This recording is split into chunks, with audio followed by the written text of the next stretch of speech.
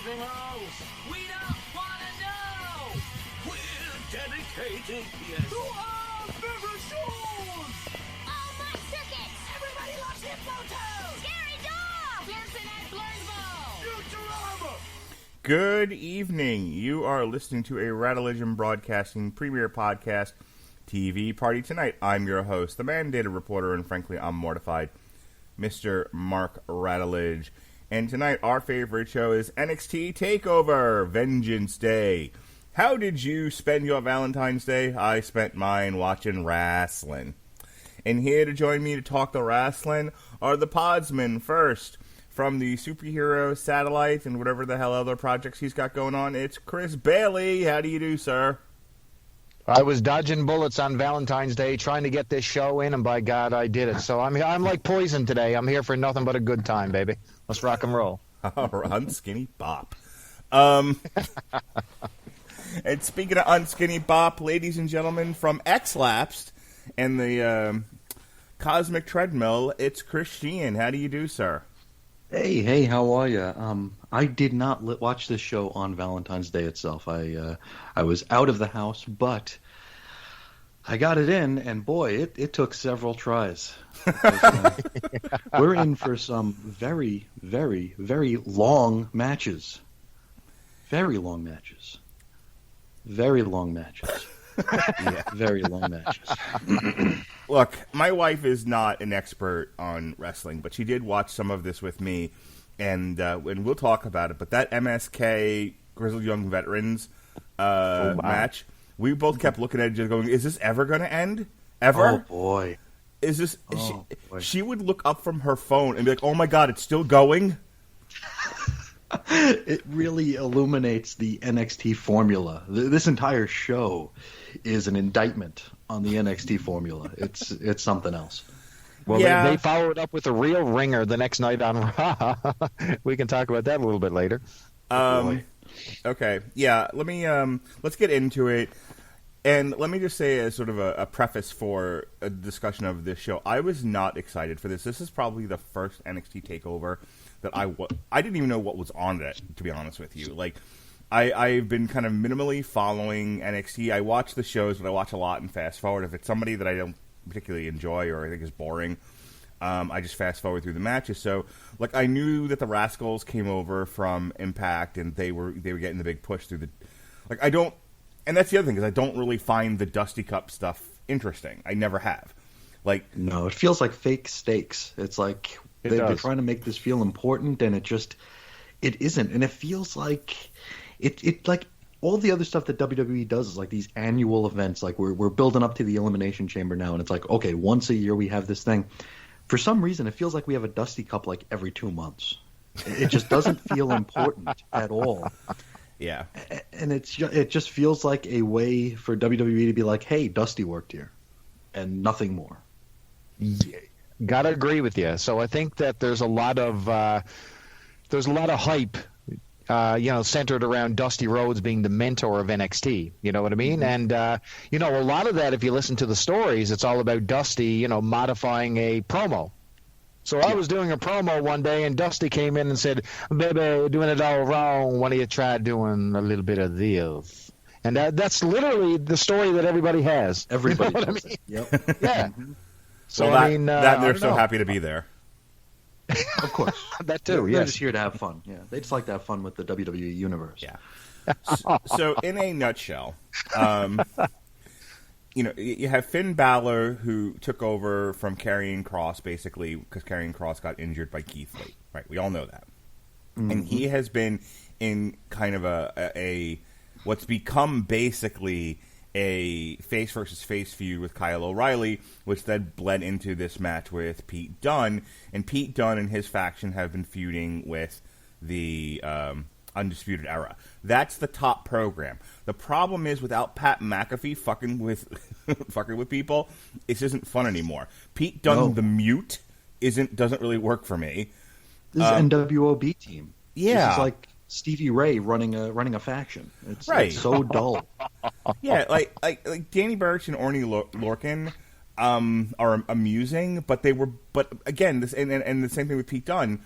like Pete Dunne's a good wrestler and everything, but like nobody should let him talk. And that was the best part about him taking over for Ridge Holland when Ridge Holland broke his leg in half was they all were goons for the best promo in wrestling, Pat McAfee. And then Pat McAfee went away. And it's like, oh, well, now it's just the goon squad. And so that's not interesting to me. And then Finn Balor, he's like 5 feet tall and he's running around being a tough guy, and that's whatever. I just like, I look at him and I think to myself, like, I just can't wait for you to get beat by Karrion Kross again. Like, yes. Put the belt where it belongs. And then you have the Undisputed Era, which we're going to talk about what happened at the end, but it's one of those where, like, I didn't see that coming because you hit no seeds at all. There was nothing that led to this. I have no idea where he's coming from. So, all right, so you have that, and then you have the Io Shirai, Toni Storm, Mercedes Martinez stuff, which was fine. They built to a fine enough match and everything, but and like I said, I don't really care about the Dusty Cup. It's a tag team tournament where it's like half tag teams that were established and half thrown together guys. It's like, it feels very prestigious. You got to understand that a lot of the NWA stuff, that we grew up with, like the '80s and all that stuff, there was a lot of cachet around the Crockett Cup. And, winning this tag team Crockett Cup was a huge deal because they made a big deal out of it, and Dusty Rhodes was the centerpiece of it. The WWE doesn't own the rights to the name the Crockett Cup because I got a funny feeling that a gentleman over on another promotion actually has the ability to maneuver that particular deal. So, it's the Dusty Cup, and that's what we're left with here, and they're trying to create, illusionary importance on a tag team tournament that, like you guys said, really means nothing. But especially since tag teams are just so they're undervalued in WWE. It's just they're all a means to an end to find the one member of that team who's going to be pushed as a singles. We don't have outside of the Usos because they're all cases here tonight. Exactly. It's very, very bizarre and very, very forced. Right. You hit the nail on the head there. I think the issue, and then it goes with the same with the girls, is you already don't value your tag team. So you got a bunch of undervalued guys in a tournament for a cup that's, okay, so they got a shot at the tag team champions. Let me explain something real quick, and then we're going to go into the first match, which happens to be the Girls Dusty Cup. There are two tournaments I can think of in all of wrestling where it was like, there was a reason to have them. They were built to them. There was excitement within them, and they furthered a story. They weren't just there, as window dressing for your wrestling event. Okay, it's a deadly game. Oh, you knew where I was going. That's right. So Steve Austin comes out of SummerSlam. He retains the title against The Undertaker. But Vince McMahon is bound and determined to get that belt off of him. And so they go to the September pay-per-view, and it's a triple threat, and Kane and The Undertaker pin Austin simultaneously. Then Austin is the referee between Kane and The Undertaker for the vacant title, and that ends in chicanery and tomfoolery. So now we're 2 months into this, and that title is still vacant, and Vince McMahon is still screwing Steve Austin out of that title. He won't let him get it back. And you have Kane and The Undertaker hot on his trail. But then you've also got this young whippersnapper, The Rock, who's rising through the ranks. And he enters the tournament. And oh, look, Mankind has joined the corporation. It's corporate Mankind. He's working for Vince McMahon. Who saw that coming? And this all builds into this tournament, and then at the end, they of course have to do, because they have PTSD from fucking Montreal, they have to relive that event again. And the Rock turns and puts Mankind in the sharpshooter, and he wins the title, and he goes on to be the corporate champion. But so, can I tell you something? Yeah. I got to tell you a story about this because you're right on the money.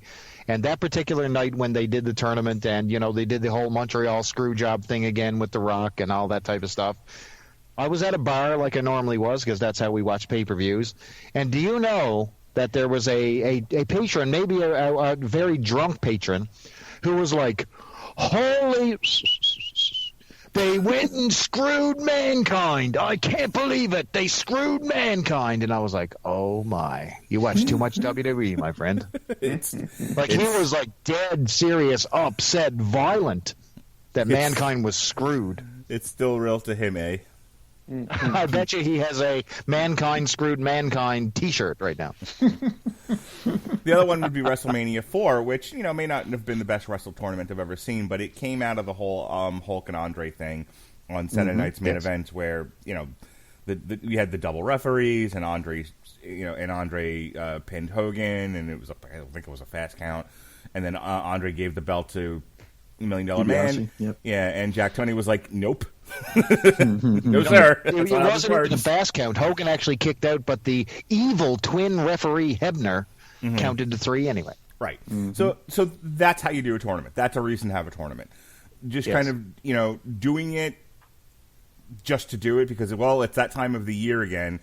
They used to do these like right after WrestleMania, and it drove me batty because it was like, oh my God, the Takeover WrestleMania weekend was always the hot shit. 2-3 years ago when they did it in New York, and you had Pete Dunne versus Walter. Oh God. Yeah. And then I think it was Gargano and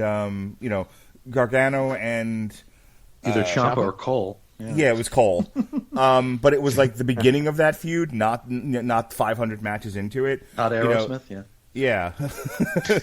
Yes. So like that Takeover in New York, it was well built too, and it felt like a very important special event. And then it was like, wow, I'm so into NXT right now. It's like, okay, we're gonna follow that up with the Dusty Cup. And this is why I don't watch NXT for months after WrestleMania.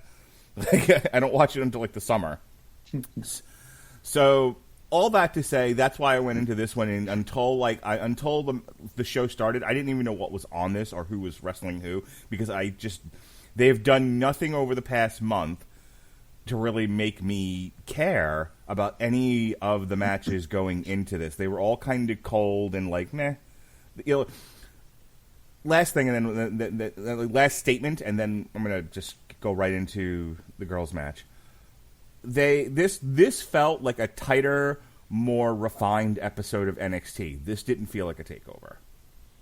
No, it sure didn't.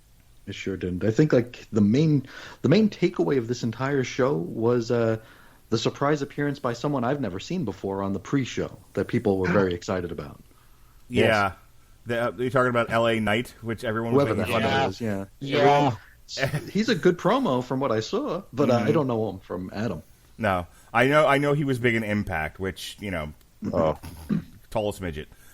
The dude is great. So he's LA Knight. It's actually Eli Drake.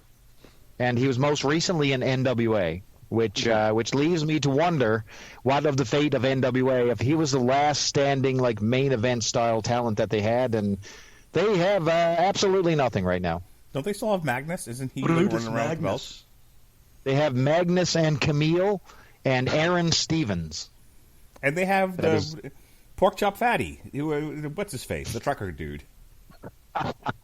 Trevor Murdoch. That's the one. That Pork Chop Fatty. Dakota Okay, Greg Valentine, can we get the match started now? Are you warmed up yet? I'm still pulling on the ropes. Dakota Kai and Big Raquel Gonzalez took on Ember Moon and Shotzi Blackheart. This went 17 minutes, 41 seconds, and Dakota Kai and Raquel Gonzalez won the Women's Dusty Tag Team finals. They will receive a future shot at the Women's WWE Tag Team Championship. I thought this was fine. I thought it was a good way to kick off the show. Ember Moon came back to NXT and wanted a good run, and she's just been kind of jobber to the girls that are trying to get over. They are apparently they are pushing the shit out of Raquel Gonzalez, and I feel like this was just another. That's what this amounted to me. It was like Dakota Kai, Ember Moon, and Shotzi Blackheart were all working in the service of getting Raquel Gonzalez over. Like, how much more over do you need her to be? So, Sheehan, what did you think of this match? It's definitely the diesel push here for Raquel Gonzalez. They're all bouncing all around her. Like you said, it's all in service of getting her over, getting her noticed.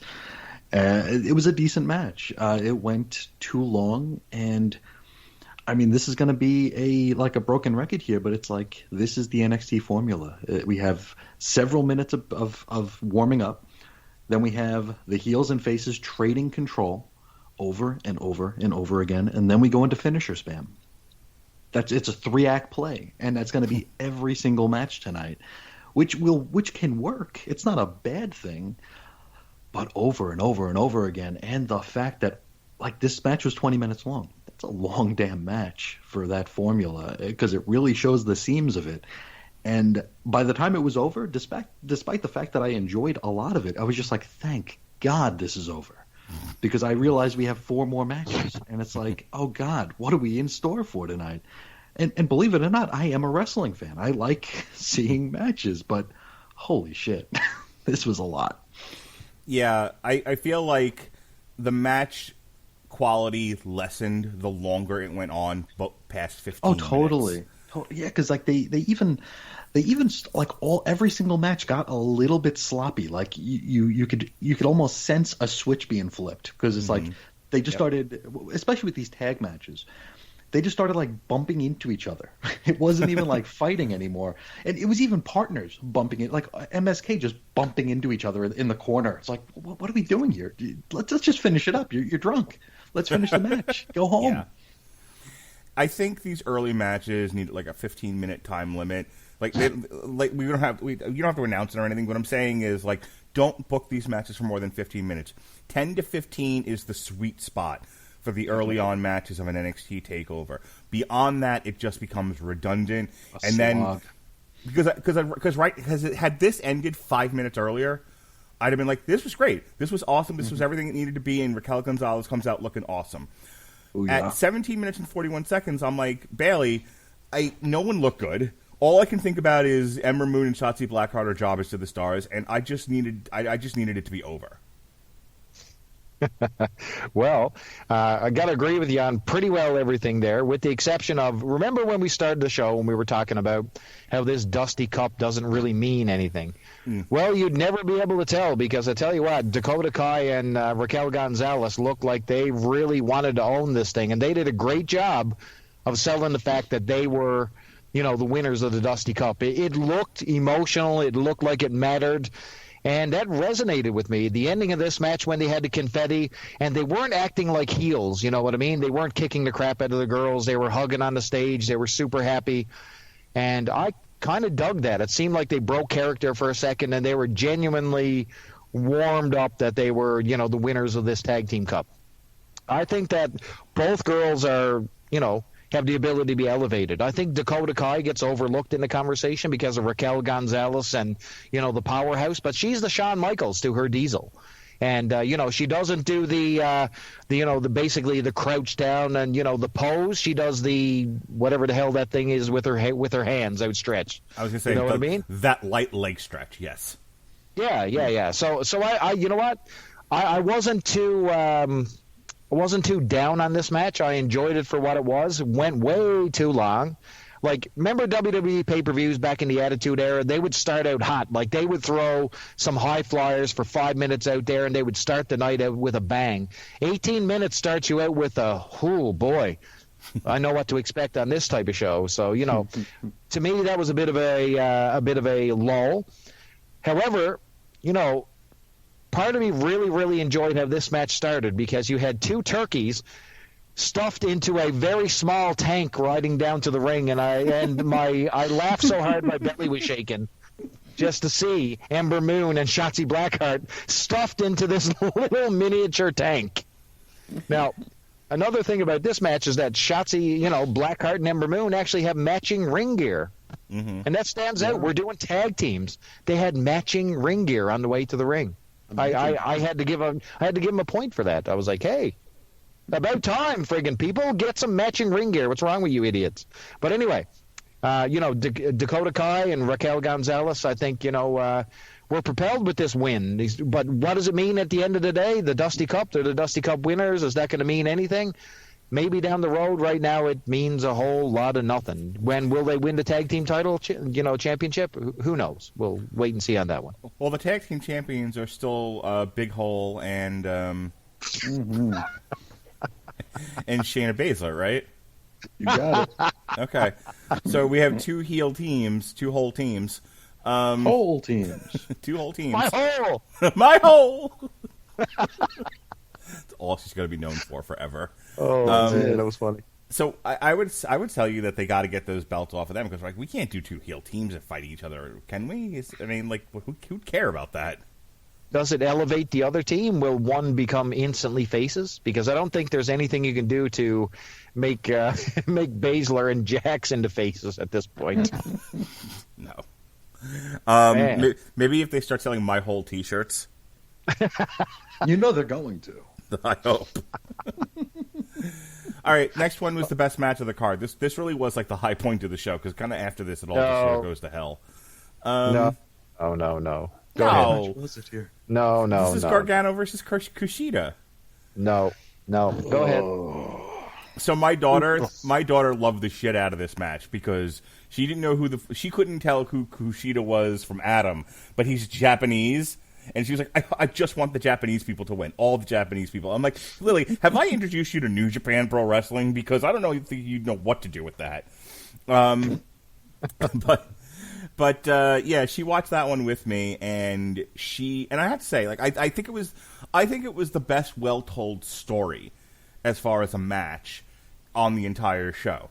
I thought there was the best, tightest wrestling in terms of what these guys were doing to each other. It wasn't just a lot of flippy-doos and nonsense. I actually thought they worked the match. And, there's a discussion to be had about the length of time. It's 24 minutes, 49 seconds, and maybe, this one needed to be 5 minutes shorter, maybe. 10 minutes shorter. But I thought that they earned... My personal opinion is I thought this was Johnny Gargano's best match in a long time. It didn't involve him throwing himself off a bridge all suicidal-like. And I don't think I've ever seen Kushida work this hard and this well. So I thought they meshed well together also. I thought the two of them complemented each other really, really well. I thought they looked good together. I wouldn't mind seeing Johnny Gargano and Kushida do this one or two more times and maybe, switch it up a bit. But I like them together. What did you think, Bailey? Well, I'm glad you asked. Because let me tell you something. You got Gargano, which seems like I'm watching this same match for about a year and a half. He's got this formula that just about kills me. I'm not into the way gimmick. None of the characters were at ringside. None of his support staff were there. So he just had a one-on-one match with Kushida. Now, Kushida has this underdeveloped gimmick where he's pulling a Marty McFly from Back to the Future. And he comes out, he's got the cool Titantron, he touches his watch and, turns the lights on and off randomly. I got to say, I'm all into that gimmick, but I would push it, if I'm fan booking this thing, he gets a DeLorean and a female Doc Brown. He gets the explosion at the Watchtower. He gets it all. I would go way over the top, make this dude a time traveler, do whatever you got to do in vignettes, push this guy to the moon. He's got something there in that character. And then you sandbag him with Johnny bullshit Gargano. And it's the same match. It's the same match he had with Ciampa. The same match he had with Cole. PW Torch actually called this potential match of the year. And man, I don't know. That's setting a low bar because I've seen this one 100 times. Now, hang on. Let me say that I disagree with you. Let me just get that out there. I don't agree. I don't think an armbar. So they flipped over. They landed in an armbar. They went off the ropes. They landed in an armbar. This whole match was the Chris Jericho 1001 moves. Armbar. 2004. Yes. It wasn't just an armbar. They were also doing, oh gosh, I can't remember the name. I'm not calling it a stupid name. It's a hoverboard lock. It's not the... Oh, God, that hurts! Ow! That's the gimmick. He's locking that hoverboard in. Oh, boy. I mean, he did the hoverboard slam, the hoverboard lock, the hoverboard bomb, the hoverboard splash. It was just amazing. This felt like Back to the Future 900. It felt like... Man, I don't know. I've just seen so much of Gargano that I've lost my total appreciation for his work. I don't want to, I see him come out, he's rat-faced, I want him to go away. I want him off my screen. He's got go-away heat for me. And It just murders my experience. And I know what do you think about the one final beat and the one final feet and the one final neat and the one final teat? Oh, boy. It is, Now I need a T-shirt of Johnny Gargano riding a cow, and it just says one final teat. There you go. But listen, I mean, if you had to sit down and just go, score this match on, a technical basis, yeah, you know what, this one will win some big points. But for pure energy and excitement, it did nothing for me whatsoever. Sheehan? This could have been two creator wrestlers in a video game, like both wearing the same exact mask, because it doesn't matter who it is. Yep. The build up to this match sucked. I think they realized, wow, we've got this wrestler Kushida who we made a big deal about, and then have him lose to everybody. So maybe we should do something with him. And then, in order to do something with it, this goes back to the NXT formula. How do you get someone over? Well, give him a title match. How about you give him a goddamn story? How about you give him some wins over other people? It's like, no. Let's have him interrupt a champion and demand a match. And then he's going to lose that match, but at least he'll have a match on the Takeover show, and it'll make people think that we're doing something with him. I don't think they have a plan for Kushida. It looked like he was showing a little bit of personality when he dropped the stupid Back to the Future gimmick for a week and came out and beat the hell out of, I think, Velveteen Dream. Was that the match that we saw? I don't know. Who shall not be named. Yes. It looked like they were breaking the formula and getting out of this stupid Back to the Future gimmick, which is it a gimmick? I mean, what is the point of it? He's cosplaying. He doesn't do anything besides name his moves after the hoverboard. Wow. This is really bad. It's like I'm gonna make a gangster rap gimmick and just this is the Tupac Slam. This is the Tupac Splash. But it's still gonna be me walking out to the ring. I need you to do the bonsai drop, but when you do it, just yell Biggie and then there you just, go. just plop. That's gonna be it. I've renamed us the Hoverboardmen. That's it. That's us. We have a time traveling gimmick. Maybe we should review shows from back in the long ago when this was actually fun. Well done. But this match went 17 hours. The way sucks. The way is awful. I think we actually went back in time several times throughout this match, because just when it was about to end, we went back to the past and we started again, over and over again. Yep. This didn't do anything for anybody. And like Bailey said here, if we're just grading it on a technical, I guess the old WCW way, the vanilla midget method. I mean, it was a serviceable match. There were some high spots. Yep. There were a lot of arm bars. It was technically sound. Does that mean it's satisfying to watch? It's a Kimura, by the way. The hoverboard lock is a Kimura. I thought it was a key lock. Or is a key lock a Kimura too? I don't know. And also a hoverboard lock. A hoverboard. No, stop the DeLorean Slam. and the Doc Brown 91 bomb. The Oedipus suplex. They should have a female Doc Brown to jazz that gimmick up. A Japanese lady with white hair. Are we going to have her tortured for 3 months beforehand? You stepped on my joke, Bailey. You guys stepped on my joke. You guys were doing fun names. I said, what about the Oedipus suplex? There you go. There we go. Nice. I'm going to keep saying it until I get my laugh. All right, so you guys agree with me that this was a good match, yeah? No. Technically. Absolutely. Technically. My favorite. Okay. And Johnny Gargano looks like a rat. I will agree with Bailey on that. Even more so tonight. Very, very verminesque. His finishing move should be one final cheese. He just gnaws on a piece of cheese, and then a big metal bar snaps his head off. All right, I absolutely see where you guys are coming from. I think that was it. I think because, I think I was ready for Kushida and Johnny Gargano to have a good match. I don't have a lot of expectations for. I've been with you guys in the past about bashing Johnny Gargano. I've bashed the crap out of him. I've been with you guys in the past about Kushida and his stupid gimmick and him being basically a jobber to the stars. So I think here, because they stepped it up a notch, I might be over favoring this match because wow, for me they did all the things that. They corrected the errors from previous shows that we've done where we criticize them. The other thing about it is, I know you guys it's a lot of arm bars, it's a lot of Kimuras, it's a lot of ending in those same spots. But I think I like that. We've talked before about I like when they incorporate a degree of MMA into pro wrestling. I'm sad I kind of missed the blood sport shows. I missed the one this past weekend with Chris Dickinson and Jeff Cobb, and I'm probably gonna miss this one coming up with John Moxley because it's not on the Fight app. You assholes, put it on the Fight app. Anyway, my little editorial aside, I just I think that was what I was gravitating towards. I'm like, oh, they're actually doing like some MMA and jiu-jitsu and wrestling in here, and this is different than what the other people are going to be doing at any other point in this entire card.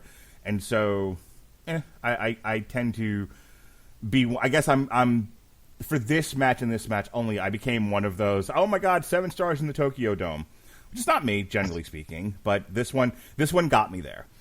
All right. Well, I'll tell you One what, final beat. If you watch this match Yeah. and you had not seen any of the last 2 years of NXT and Johnny Gargano, you would think that this is absolutely the match of the year. Yeah. But when you come in and you've seen Johnny Gargano wrestle that same damn match for the past 2 years, you're over it. You're done. And I mean that's where I am with this. It's the same shit every pay-per-view. Okay. To address that point, I think that's the problem. Is we talk about so much stuff just in terms of wrestling. There's so much wrestling that I don't think I'm retaining it all. So like I may have watched this like an Alzheimer's patient. Like, oh, I've never seen that before. Oh, one final beat. What is that? Oh my God, he's Marty McFly. I've never seen. I'm coming into it that cold. So I think you guys are just like, I remember all the things. I remember all the past 10 years of wrestling, and I'm going into this going, wrestling? What's that? So there maybe lies the difference. This whole show seemed to be based around this next match. And I feel like the only reason why they did a takeover was A, they needed one for the month. B, they needed a huge platform to get over these two jokers. You're my Impact fucking historian, Bailey. Can you please explain to me the Rascals and why this is a big deal at all? Because I'm not seeing, other than 2 gymnasts, one of which needs to do some sit-ups. The white guy, he's looking he's looking a little indie, ratty, garbagey. The other guy actually has uglier Young Bucks. Yeah, I was gonna say, like, at least, well, the black kid's actually put together well, but the white kid looks like he goes out drinking with fucking bad boy Joey Janela. Like, it's the Shawn Michaels Marty Jannetty situation here. You got one guy who's clearly the alpha in the group, and the other guy just happens to do a couple cartwheels and throwing his fist in the air and doing that 1-foot drop kick. You know what I mean? That's what you got here, because like you said, the Rascals really took over Impact Wrestling when they were at a very big low. You know what I mean?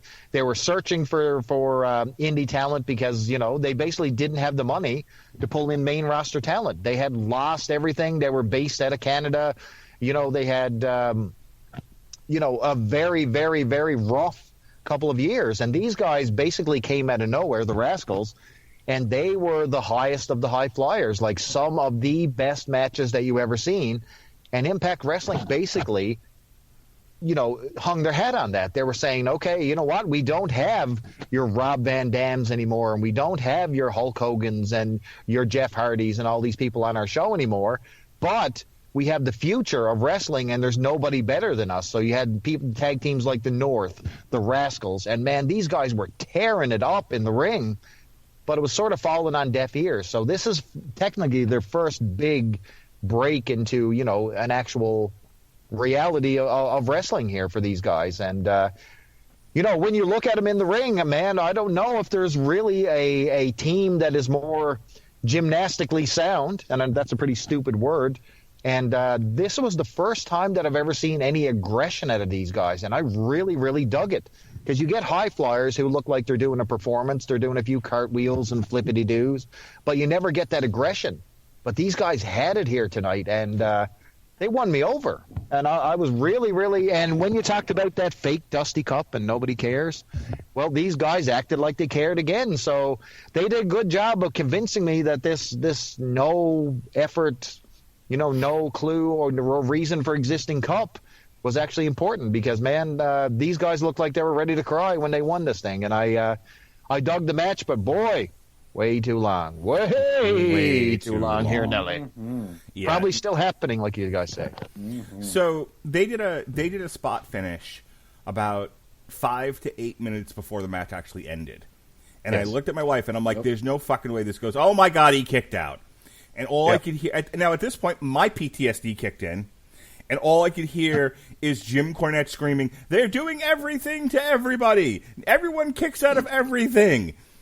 That's just over and over. Everybody. It's like someone handed them the great big book of wrestling holds, and they were like, we're going to do all of them. Every single one of them. Start at A, go to Z. Yep. Yeah.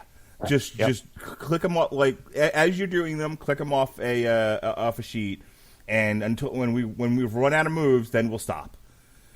That's what this felt like. It was, Chris Sheehan uses the term overcooked. And, get this down to about 10 to 12 minutes, and I think it would have been just right. And I honestly wouldn't be complaining, and I might have even said this was better than the Gargano Kushida match, even though, like, I personally prefer matches where people are wrestling than gymnastics routines. But I like to see a guy flip on his head every once in a while. That's fine too. Yep. So, a guy doing a spectacular gymnastics routine will get high marks from me if you know when to stop. That's the problem with this, and kind of the big complaint about NXT in general and AEW, modern wrestling. Nobody knows when to stop anything. It's like you've jerked a guy off, and then he comes, and you're like, you just keep going. You're like, ow, now dick on fire. Like, nope, I'm going to keep going. Okay, now torso on fire. Stop!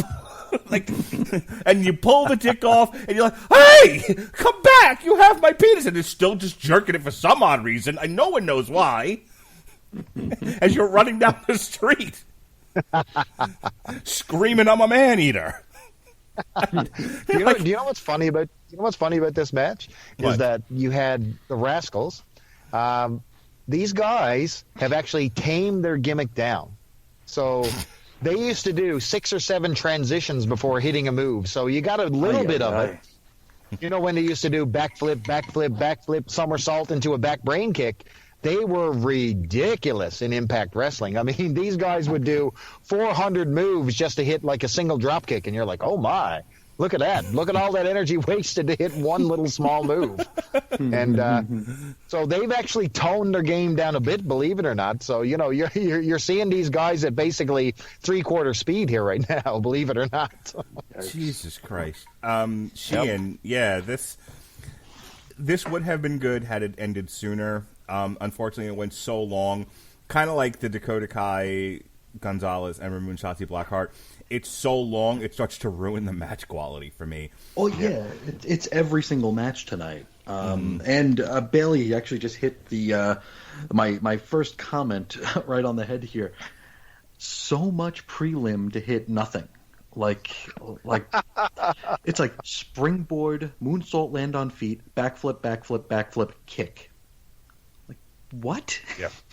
It reminds me of like the WCW versus the World PlayStation game where I'd play as the fake ass Great Sasuke who was in that game as like Black Ninja or something, and all of his moves would have like a 5-second flourish before them. It's like flip, punch. It's like the hell? I did it because it was cool because it was the first like PlayStation wrestling game, but in real life that's stupid. That's really, really stupid.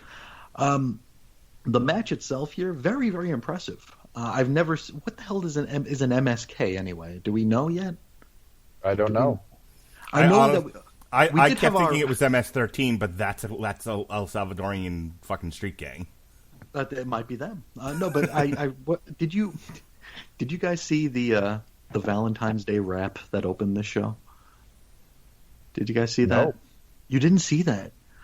Oh my God! There was a rap where this rapper, I don't know if it was a famous rapper or a non-famous rapper, which totally kills my gangster rap gimmick, but he was rapping about NXT being his Valentine.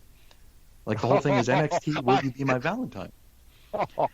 And he called the MSK the must-see kids. So I wonder if that's what MSK stands for. So it hasn't been established, but the rapper said it, so I'm going to go with that. But I was very impressed. For music, I like the Cameron Grimes "Rolling Around in Cash" song, but anyway, that's just.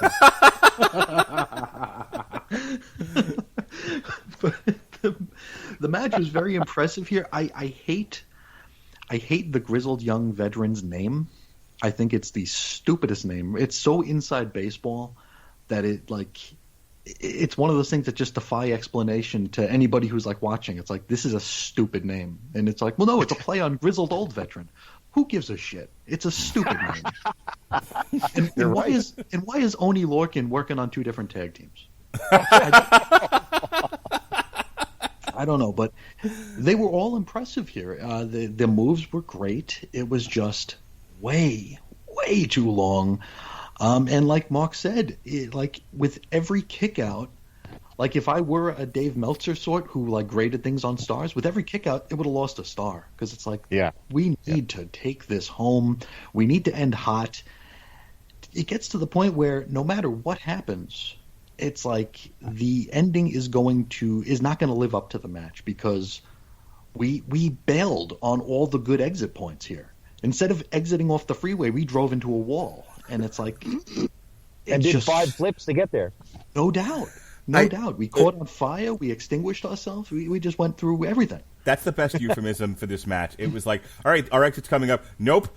Okay, well, there's another exit. We can cloverleaf. We can go to the next exit. Nope. Okay, well, if you get into this exit, there's at least an Arby's. Nope. Like, what are you going to do? I'm going over the bridge. What are you doing? There were 5 exit points you could have gone up to. Nope, you're right. I'm going to just hit the wall. I regret nothing. But that's that match. All right. Yep. The next one was a 4 corners match between Io Shirai, Mercedes Martinez, Toni Storm, and the announce table. And Toni Storm beat the shit out of the announce table, boy. Woo-wee! Did we get the Cameron Grimes music video at this point? Yes, I do. Would we like to talk about that, Emmy? I feel like you need to. Besides just how erotic it was. Oh my God, that's an ugly man. That is. But he's living his new rich lifestyle. Oh God, he needs work done. He is a homely individual. If anyone doesn't know what we're talking about, so there's a character, Cameron Grimes, and he's known to be a very heavy, high flyer guy who wears a top hat. Now, Cameron Grimes has come into a windfall of cash. So now his win some of money. So he has right now his whole gimmick is that he's living the rich life. So this guy, he's basically singing about rolling around in cash while he's doing cannonballs into his swimming pool and bathing naked in bills. It was amazing. It was definitely the high point of my enjoyment of this pay-per-view right here, is Rolling Around in Cash by Cameron Grimes. Mm-hmm. Jed Clampett. Yes, sir. He's an ugly man. Hairy, ugly man. Okay, ladies now? Yeah, we got that out of our system. Yes. All right, so Io Shirai, Mercedes... Ugly man. Shave those balls. Anyway, moving forward. Io Shirai, homely individual. Toni Storm had a match. Looks like Mercedes Martinez came out of this one looking pretty good. She just beat the shit out of both Toni. I'm going to keep going. She just beat the shit out of Toni Storm and Io Shirai. Io Shirai is the highlight of her fucking career has been the garbage can spot from War Games. And this one, they somewhat built up to it. They, just from the previous show, the previous big show, they've Toni Storm's been gunning for Io Shirai for a while now. Mercedes Martinez noped out of Retribution to come back and do this. So this was I think this was the shortest match of the night, and I don't necessarily know. It was 12 minutes. I think the most memorable thing that happened in this match was Toni Storm clearing the announce table and it just collapsing at her mere touch. God. That was hysterical. They just looked at it for a second. That's our next spot. that needed Looney Tunes music. I tell you what needed Looney Tunes music was Toni Storm doing that Chris Benoit flying headbutt and gravity just taking over, where she just dropped like a fucking rock off a skyscraper. Oh my God! They needed It's to like just a completely different human right now. just pan to her face yeah. and go, "My mother told me there'd be days like this." I was like, man, you're going to have to pull her in another 5 feet to hit this thing. It was like Tommy Dreamer. Like, you remember Tommy Dreamer when he used to try to high fly? And he was like, he had 100 pounds of weights around his neck, and he just free fell straight down. There was no air, no hang time. This was not particularly memorable for me. I typically like Io Shirai matches, but this one, I think the only thing that really stood out to me was Mercedes Martinez threw both these gals a beating, but ultimately Io Shirai ended up winning the match. Bailey, you want to take it home for me? Who? Bailey, just good. What are your thoughts? Oh, listen, I mean, extremely basic match. I mean, they exchanged back and forth. Like you said, Martinez was there. You know, she did the big power play. She was doing the power moves. You had Toni Storm show a little bit of offense. She did that stupid sit-out powerbomb that she likes to do. You know, everybody was basically hitting their spots. They did a spot where Io Shirai climbed up this giant lighting girder and did her cross-body block. Now, I don't know why you're just doing a cross-body block off a scaffolding type of deal, but whatever, it worked. But there was nothing particularly memorable about this at all. And what is the plan for Io Shirai? Like, we're headed into Mania. This girl has been basically undefeated as champion. And, are we putting someone of a main event caliber against her? What are we doing? Are we putting, 100 pounds of stone tied around my neck, Toni Storm against her? What are we doing? But I don't think Mercedes Martinez is particularly engaging. Like you said, she just came off, what's the name of that group, Retribution? Yeah. And I think did she not wear the Retribution mask to the ring and take it off? I'm serious. Take a look at her ring entrance. I swear to God, she was wearing her face mask. She was. Look again. She was. She was wearing it looked like a COVID mask. It's a little bandit thing. Yeah. Like a jacked up mouthpiece type of thing with a lot of articulation there. Yeah. But anyway, Io Shirai wins this one. And basically it was really, really awkward. So Toni Storm or who had the advantage here? Oh, I think it was Martinez. You know, she nailed her with like a fisherman's buster type of thing, got a near fall, and then out of nowhere, Io Shirai hits this out of nowhere moonsault. Toni Storm rolls out, and they pin Martinez. Yeah. It was a really, really odd ending. I don't know. Didn't help anybody. It didn't make anybody. It made it look like Io stole the match. Yep. It didn't make her look particularly strong. Martinez, who was not Martinez, it was Mercedes Martinez, Yep. who was looking strong throughout the match, was the one who took the pinfall. So it killed whatever they were building with her. Toni looked like she was like flung out of a slingshot. She was just bouncing off of everything, just flopping around. It was very, very. It didn't feel crisp. It didn't feel fluid. Her sit-out powerbomb just looked like Martinez was doing like a front flip, and Toni just happened to be there. It was messy. This had the NXT problem of, like we talked about, Io going up with the garbage can here, and how the camera missed it. The camera didn't see her climbing this cage with the thing, so. Then, therefore, none of the competitors saw it either because they're not looking at their monitors, I guess. Exactly. Here we have Io climbing the scaffold here, right in front of her opponents. They don't see her going up. They don't see her going up because the camera's not on it.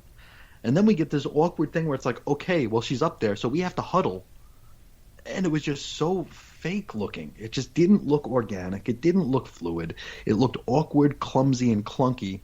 They get into position. Io jumps, misses one of them, but they both sell it. The table spot was really, really cringy. And God bless Wade Barrett. He's like, "Oh, I think MSK hurt the table before she hit it, so it was already kind of off kilter here. So God bless him for trying.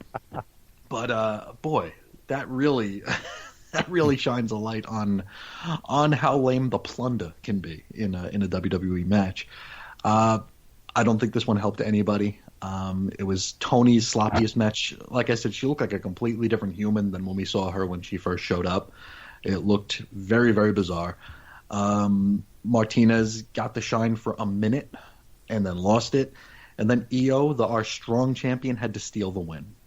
Not a good match. Not good at all. Yeah, Io Shirai's not going to be happy until she kills herself in a match. Yeah, sure, it's possible. You actually reminded me of the scaffold suicide dive that she did, and you're right. Mm-hmm. Like as soon as somebody jumps from the high edifice, it's like, okay, everyone huddle in a mass so that she can land on us right. It's like, why would you do that? Why wouldn't you like? I always think about Harley Race. Like, I'll move. Yeah, or like the Samoa Joe thing, where he'd follow a guy into the corner, and as they'd go up to do like the whisper in the wind type thing, he would just like calmly and coolly walk away. Yeah, and the guy would splat, and it's like, okay, that looks cool. Bailey and I were talking about this during Beach Break, where one of the guys from Private Party like went up to the top rope in the immediately at the start of the Battle Royal, and everyone like parted like Noah in the waves, and he hit the canvas, and everyone just sort of looked at him like, we're not going to sit. We're not catching you. Stop it. That's the thing. Like if you think about like Shawn Michaels and The Undertaker and some of these guys that used to do it in the WWE, the occasional over the top rope, dive or whatever, they made it look like they were catching the guy unawares, like the guy didn't see it coming.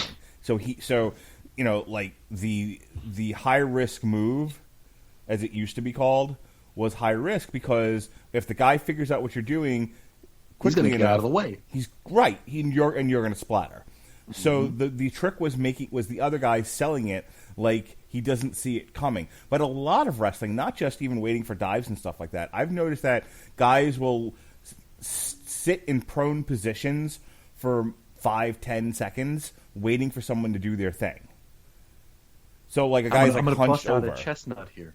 The old chestnut of WWE is about making moments and highlight reels, because that's what it is. It's like, hey, we've got the camera right behind this guy, and there's someone coming to dive on him, and he's just there, and the dive happens, and we can use that in a highlight reel later.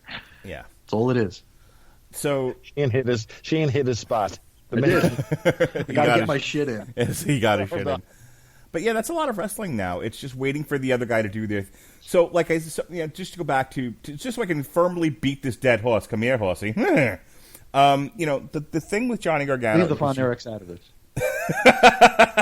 Boo. There's some ugly dudes, just like Cameron Grimes. Cameron Grimes might be a Von Erich. Gargano and Kushida, they were tighter. I hope he's not. They were crisper. They don't do a lot of what I see in AEW and NXT right now, which is waiting for the guy to do their thing. Like, especially if you watch enough real fighting, no one does that. No one just sits there and waits.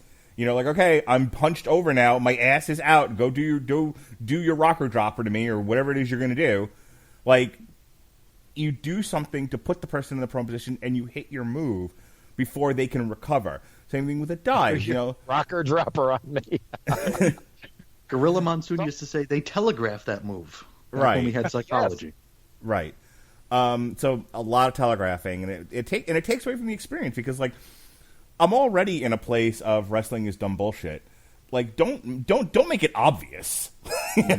Like there's supposed to be an insult me. Yeah. There's supposed to be an semblance that this is an actual fight happening here. I already hate myself for believing this. Don't make it worse.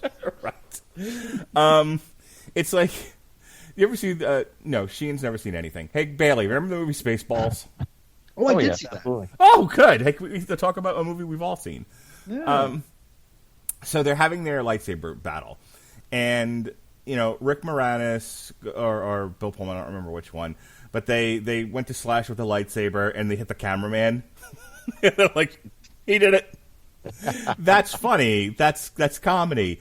But that's kind of also how I feel about wrestling right now, where it goes so overboard that they go out of frame and they hit and they hit a cameraman, and you're like, thanks for reminding me this was a movie. Terrific.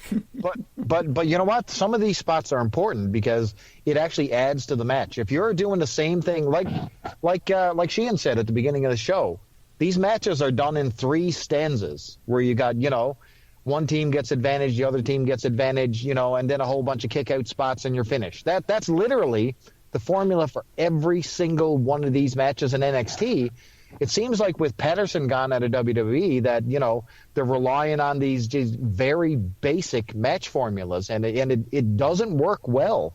And I think one of the advantages that AEW has is that they've got such a diverse talent roster right now where everyone is a little bit, they don't have the sleekest professionals, we'll say, who works for their company. You've got a lot of indie talent there who want to do their own thing, but it breaks up the monotony of the 3 stanza match. You know what I mean? So, yep. That's NXT is kind of Circus du Soleil, and AEW is just Ringling Brothers and Bonham and Bailey Circus. Like first it's the motorcycles in the globe. Next it's the elephants. Next it's the dog show. Next it's the Chinese acrobats.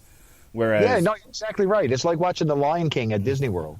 Like the play. Like the first time you're like, holy crap, here comes these giant giraffes, and now they have the monkey acrobats, and by the 4th time seeing that show, you're like, okay, monkeys are next. You know what I mean? Here comes Darby Allin. Yeah. Exactly. All right, that led us to our main event, Finn Balor versus Pete Dunne. They had a match. I think the best part of this match... Should we be talking about this match? I don't think it ended yet. Yeah, this is the potato. 25 minutes, 11 seconds, and look, both of these guys can wrestle just fine. Neither one of them is anything special anymore. The best part about Finn Balor used to be the demon gimmick. They took that away from him now, and now he's just a tiny greaser. Tiny Irish greaser. He's the Prince. Prince Devitt. And then there's Pete Dunne, who I remember when we first started doing these shows, and Chris Sheehan it would just drive him nuts. Like Pete Dunne would like rip your fingers off, and he was like, "Ugh, if I hear small joint manipulation one more time." That's true. So it's like the guy who they stripped everything interesting from the guy who was another guy's goon,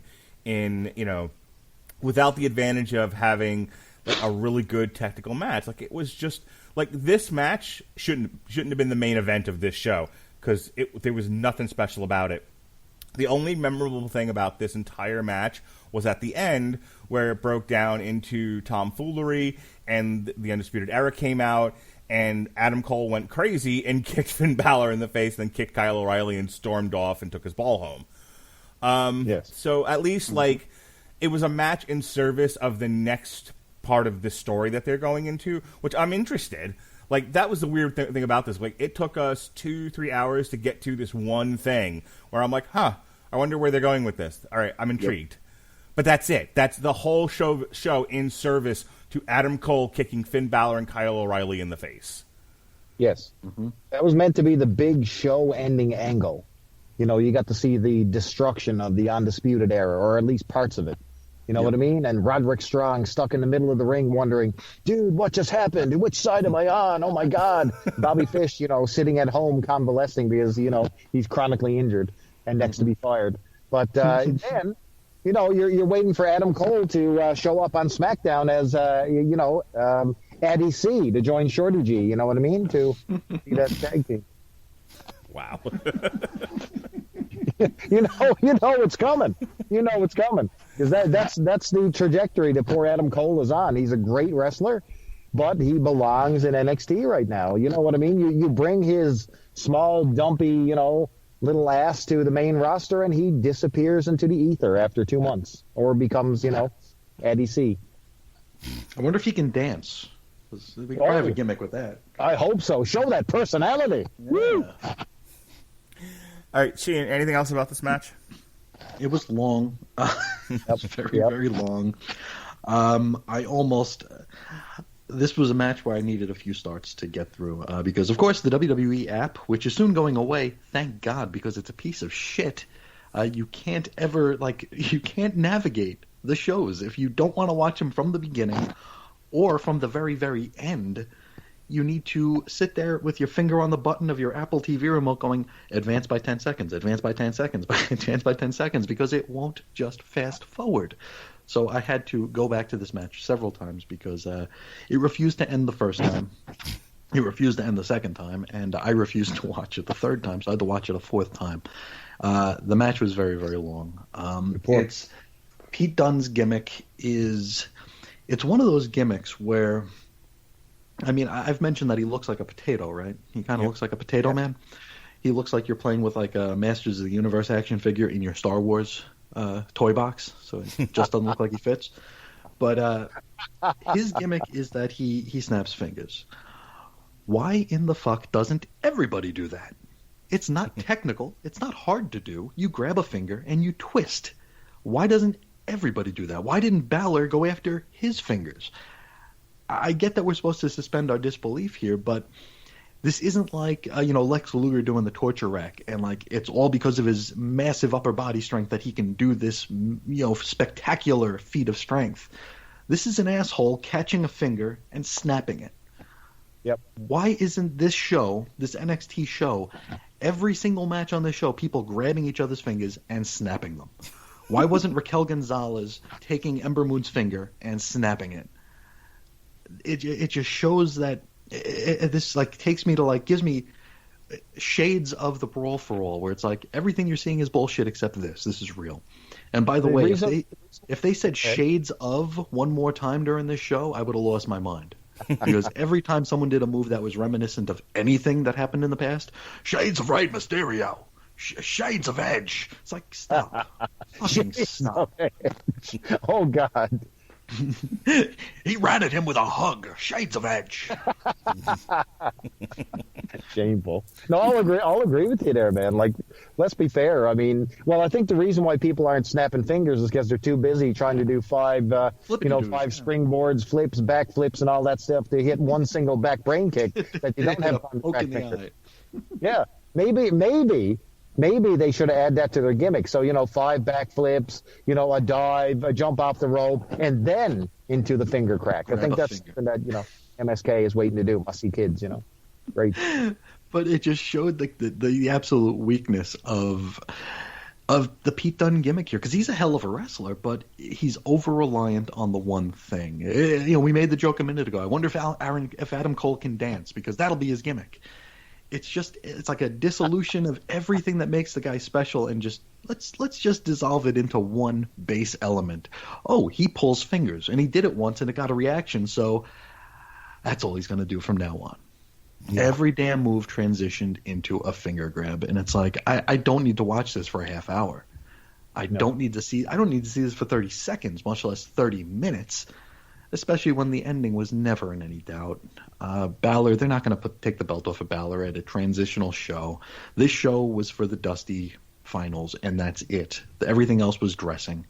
We didn't change any titles, did we? Besides the giving the cups away. So it's like, this is just a transitional show.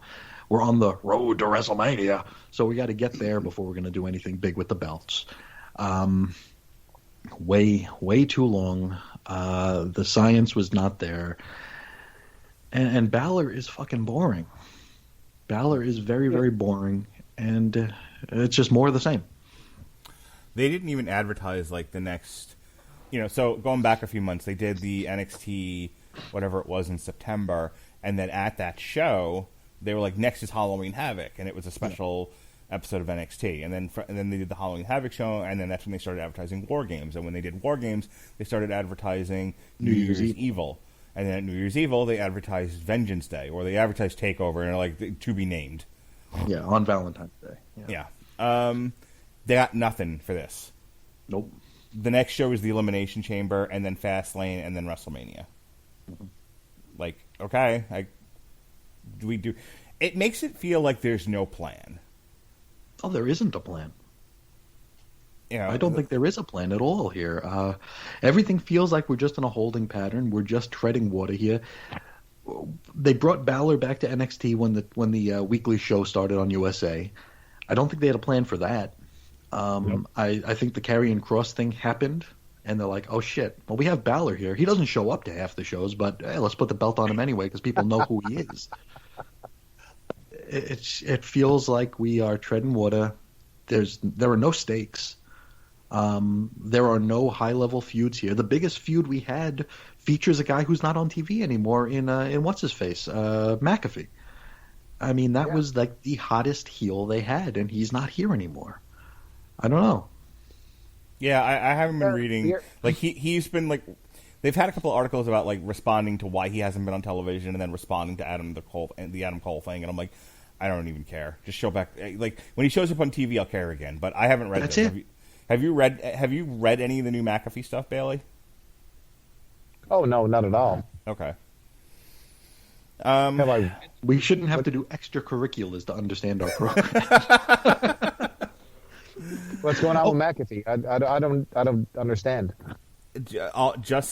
I haven't read the articles, but there's been a slew of articles that have come out. There was one where I guess somebody asked him why he hasn't been on TV, you know, why he got pulled from television, and I guess he responded to that. And you know what? Hang on one second.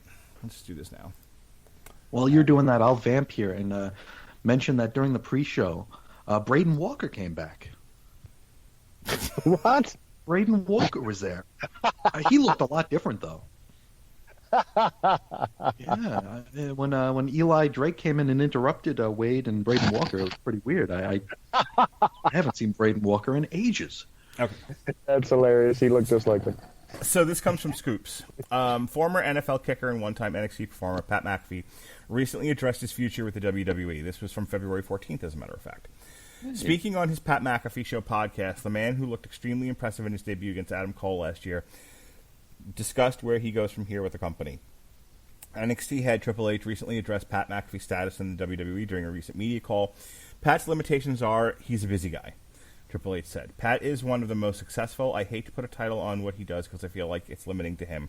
But like you say, podcaster, media personality, sports world personality. Almost every weekend that I look online during football season, Pat seems to be trending on the weekends. His coverage of football, his association with FanDuel, just everything that he does. And so Pat McAfee said, I was talked about in the wrestling community yesterday by Triple H, actually about my future plans. It was interesting. McAfee began on the Pat McAfee Show. I mean, all very nice things he said there, but me learning about being written off TV didn't happen live on the air. Did happen live on the air. He's a very nice man, Mr. H, for everything he said. He did say basically, like, Pat has been a very busy, kind of a fat... What? Kind of a fat ass right now. He's going to have to get back into shape. Basically is what he said, and then maybe we'll think about something. Okay. Huh? I've not heard anything, by the way, McAfee continued. Have not heard anything, no ideas. I do believe the first step would be to have the diet match the amount of conditioning I've been doing in the Oculus. And when that happens, look out.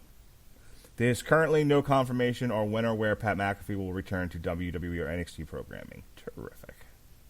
That's unfortunate. What the hell? That's the first I've ever heard of that. Okay, so there's another one here. Pat McAfee responds to Adam Cole's heel turn. Pat McAfee was not surprised that Adam Cole turned on Kyle O'Reilly and Finn Balor last night. The former NFL player has been trying to tell everyone that Cole is no good. McAfee took to Twitter last night to give his thoughts on the breakup of the Undisputed Era. God, I fucking hate Twitter. Internet wrestling community. I am now accepting your apologies in abundance. You are by far the dumbest group of humans on the internet. You could have never known your hero was a tremendous scumbag, but I knew it all along. Please use Pat was right in your apology tweets. Okay. Still working the gimmick. Still working the gimmick. That. Yeah. Yep. And then it's a repeat of what he said about Triple H. Yeah. So, not a lot to be excited. You're right. Like, that's the last thing I'm going to say about this, and then we can close up. The most exciting thing they had going on the show was Pat McAfee, and he's gone with no hopes of returning. Okay? Mm-hmm. And secondary to that, Adam Cole turned on the Undisputed Era and Finn Balor. I don't know how much Adam Cole versus Finn Balor we've gotten over the past few months, but it looks like we're going to get a shit ton more. Yay! And it also looks like we're... Actually, what it looks like it's building towards is Kyle O'Reilly versus Adam Cole versus Finn Balor. Which... I think you're right. So where's Karrion Kross in all of this? Who knows? He didn't even get a mention on the show, did he? Nope. Main roster appearance, betcha. The last thing I saw him doing was picking on the Mexican cruiserweight. I don't know why. Why not? All right. So that wraps up our kind of like the show itself. Here's the ending of our show. All right. Yeah. Moving on. Not much of a money shot. So, yesterday, myself and Ronnie Adams talked Stumptown Volume 1 by Greg Rucka. Meanwhile, over on the other side of the fence, Robert Winfrey and Sean Comer did Damn You Hollywood for Space Sweepers from Netflix. Tomorrow, Damn You Hollywood continues its look at VOD and straight to streaming movies. We're going to be looking at Willy's Wonderland from Nick Cage, which is kind of like a Friday night, Five Nights at Freddy's type deal. Tomorrow, Ronnie Adams is back on the Rattledge Broadcasting Network. We'll be looking at Stumptown Season 1, and then the Metal Hammer of Doom is back Thursday night to do Serenia, Riddles, Ruination, Rhyme Scheme, Riddles, Ruins, and Revelations. And then, because Alexis nagged me to death about it, we are going to be doing a Damn You Hollywood for Judas and the Black Messiah on Friday. That came out this past Friday. We'll review it this coming Friday. You can also look for myself, Evan Bevins, and the great Chris Sheehan talking Black Panther Volume 1, The Client. Myself, David Wright, and Robert Winfrey talk Disenchantment Season 3. And the Metal Hammer of Doom, we reviewed Corpaclani, the new Corpaclani album. One more announcement I'm going to make, and then I'll let you guys do your plugs and we'll get out of here. So I want to, if all goes according to plan, this Sunday we will be officially welcoming another broadcaster to the Rattledge Broadcasting family. We'll have a new addition to the TV party lineup. My 10-year-old daughter, Lily, who has been twisting my arm to watch Demon Slayer, the thing she is currently obsessed with. And I said, I will watch it if you are willing to talk about it with me. And then two middle-aged old men decided to get in on the act. So now it's going to be myself, Robert Winfrey, David Wright, and my 10-year-old daughter will be doing a TV party for the Demon Slayer show that is currently on Netflix or wherever else where you find your anime. And nice. Yeah. So we'll see what happens after that. She told me yesterday that she's deathly afraid Robert Winfrey is going to yell at her, and I said, "Nobody possible. Anything is possible with Robert Winfrey." She's like, "I don't want my opinions of him to make him, I don't want my opinion, not of him. I don't want my opinions to make him mad." And I'm like, "Nobody gives a shit about Robert's opinions. Don't worry about it." So just tell her that he's not going to yell at her. He'll just be bitter, sullen, and forlorn at her. Ouch. We love you, Robert. I couldn't do this without you. We love you, Robert.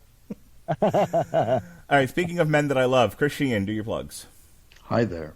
What am I doing? Oh, yes, X-Lapsed. 125th episode just today. So I just listened to your Free Comics Day episode. Wasn't that a piece of shit? Well, maybe the show too, but the book was awful. The book was just awful. Your general hatred of the comic books industry came out in that show. It was really hilarious to listen to. What did I talk about there? Oh, I talked about how fake Free Comic Pretend to Care About Comic Book Day is. Yes. I wish you weren't so mellow. If you're gonna do rants like that, I need you to start channeling Sam Kinison.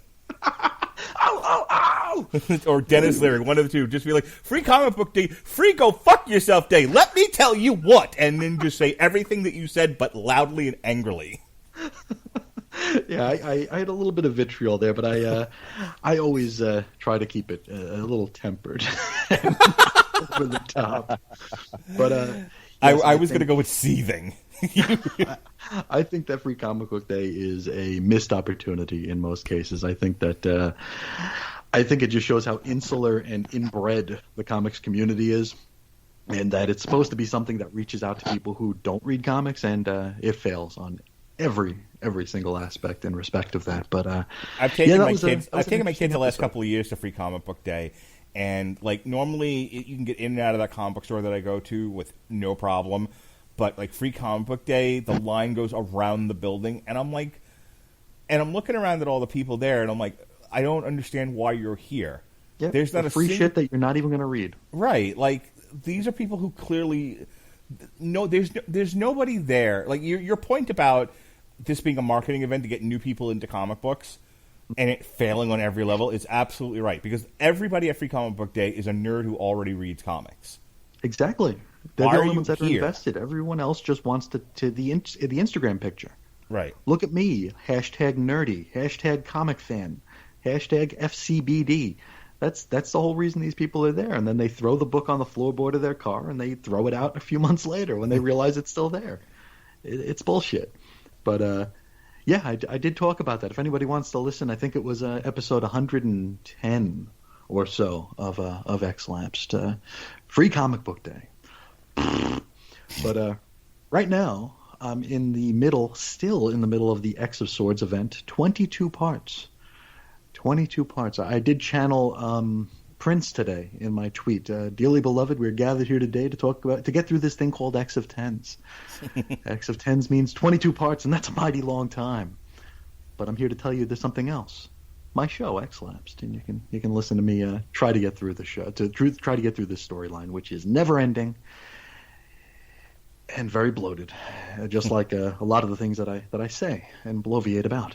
But yes, you can find that at chrisisoninfiniteearth.com and chrisandreggie.podbean.com. And if you'd like to see my witty tweets, you could find me at Ace Comics on the Twitter machine. All right. Bailey, take me home, baby doll. Wow, well, Sheehan, I see your 125 episodes, sir, and I will front you my 2. Listen, I'm here in Newfoundland. We are dodging COVID bullets. We had our first little instance of a nudge of COVID here, so everybody's in panic and hysteria, which is surge. Yeah, surge, a wave, an overwhelming wave of COVID has hit Newfoundland, and everybody's in a panic and a flutter.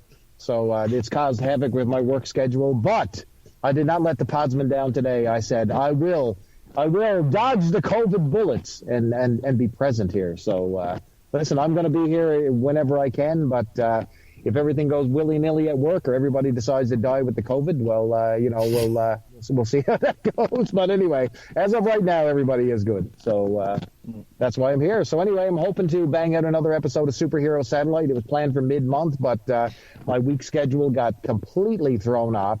So that'll hopefully happen next week or the week after.